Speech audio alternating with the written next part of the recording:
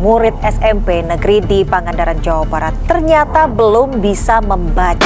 Hanya masuk kelas SMP dan SMA, namun masih belum lancar membaca ataupun menulis. Oke, ini sebenarnya agak kelas 7 SMP Negeri 11 Kupang, Nusa Tenggara Timur, ternyata masih belum bisa membaca dan menulis. Pasti nggak mau dong kayak gitu.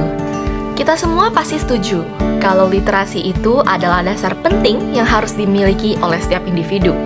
Tapi tahukah Anda kalau 90% perkembangan otak anak terjadi sebelum usia 5 tahun? Sehingga saat penting untuk mengajarkan anak adalah sedari usia dini. BROCA atau Boosting Reading Outreach for Children's Advancement adalah kegiatan untuk meningkatkan kemampuan membaca anak TK yang diinisiasi oleh kelompok 5 PDB 23. Anggota kami ada Wikan, Jeffrey, Adara, Aicha, Intan, Jessie. BROCA dibuat berdasarkan kekhawatiran kelompok kami terhadap rendahnya minat baca anak di Indonesia. Berdasarkan survei PISA pada tahun 2022, kemampuan membaca pelajar di Indonesia merupakan yang terburuk di ASEAN. Survei ini yang dilakukan Kemendikbudristek melalui National Assessment Program, hanya 6,6% anak di Indonesia memiliki kemampuan membaca yang baik. Sebagai generasi yang peduli akan masa depan anak-anak Indonesia, kami mulai melangkah memperbaiki literasi ini di TK Pembangunan Jaya 2 Sidoarjo. Kegiatan ini kami lakukan pada 28 November 2024 kepada murid-murid TKP. Proses pembelajaran dan sharing yang kami lakukan cukup menyenangkan, meliputi bermain games, storytelling, hingga dance bersama. Sebelum itu, kami memulai dengan menyanyikan lagu Indonesia Raya, agar anak-anak usia dini mengerti arti cinta Indonesia. Setelah itu, kami melakukan berdoa rutin. Games pos pertama adalah engkleng yang kami modifikasi. Dalam games ini, setiap pijakan adalah satu suku kata. Dalam setiap pijakannya, anak-anak harus menyebutkan suku kata tersebut dan menyusun kata jika sudah mencapai pijakan tertentu. Kata yang diberikan lebih sulit seiring dengan banyaknya pijakan yang sudah dilalui anak. Games ini bertujuan untuk melatih kemampuan mengeja anak dengan mengadukan gerakan motorik dengan melompat sehingga anak tidak bosan. Games pos kedua adalah menyusun kata dari potongan-potongan huruf. Games ini membantu kemampuan menulis anak, di mana anak mampu untuk mengeja suatu kata dengan huruf-huruf yang diberikan. Selain itu, juga membantu melatih kemampuan memecahkan masalah anak. Games ketiga adalah tebak profesi. Games ini membantu anak untuk mengenali beberapa macam profesi yang ada di sekitarnya. Setelah pos game selesai, ada sesi storytelling.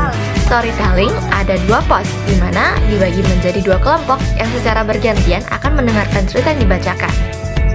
Ada 2 cerita yang kami bawakan, yaitu Belalang dan Semut dan cerita Finding Nemo.